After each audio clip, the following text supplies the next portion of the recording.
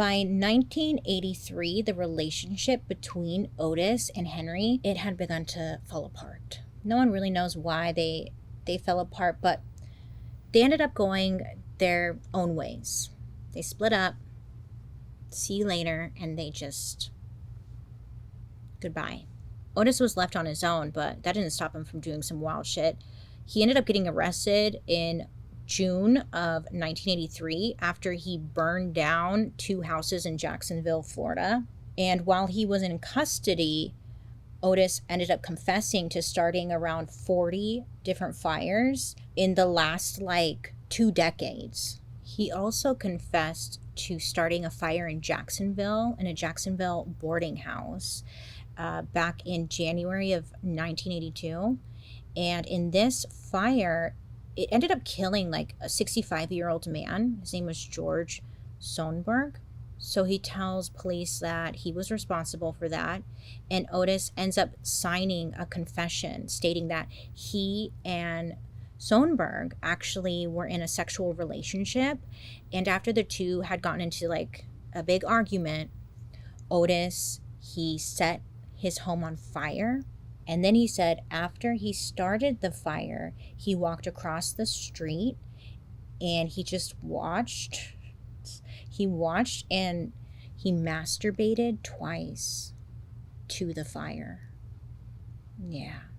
It was an interesting detail I thought I'd just throw in there. I don't know. A few days after Otis's arrest, Henry was arrested for unlawful possession of a firearm in Montauk County, Texas. Now, once he was arrested, this time he started boasting about his murderous rampage that he and Otis went on. I don't know. Maybe he was just he was over it.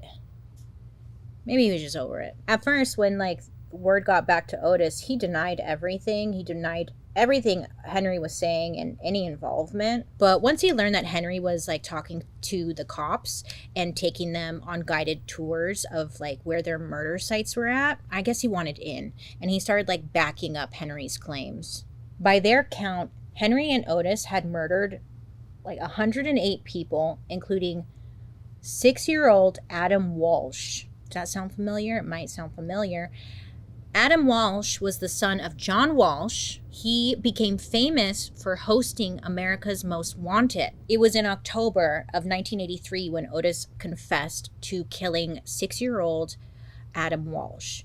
And according to Otis, he had snatched the child from a Sears parking lot in 1981. So Otis said that after he decapitated the young boy with a machete,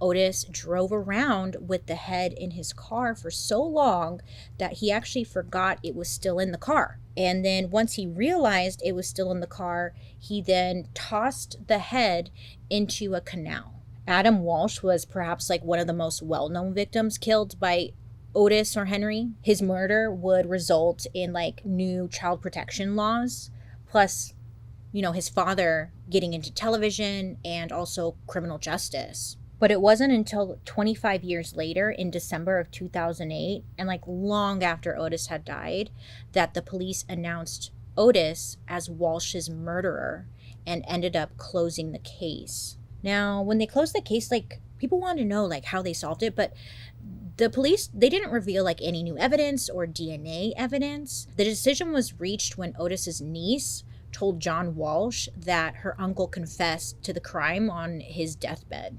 So there were many questions about the credibility of Henry's and Otis's confessions. Some of the stories, like the Hand of Death cult, were just almost like people just, you know, they were a little too incredible to believe. Both Otis and Henry seemed to find a lot of joy in boasting about their wild crimes. So maybe they were just good storytellers. I don't know. Some believe that the police could have just used Henry and Otis to like clear up unsolved murders that neither of them had even been involved in. And that I was like, oh, I could understand that. You know, just to say like, this case is closed. It was them who did it. I haven't worn lashes like this in so long. I can't see anybody now. If you want to block out all of your haters, just wear a fat lash. You won't be able to see them. There was one case specifically that I'm thinking about where they said it was Henry and Otis who did it. But that would mean that Henry would have driven his 13-year-old Ford station wagon to cover 11,000 miles in 1 month, or around like 370 miles per day, to have committed like the crimes police attributed to him. And, apparently this would not be possible. So maybe there is some truth there when it comes to people saying like, police had just put it on them. Who knows? I don't think we'll ever really know how many victims Otis and Henry had between the two of them.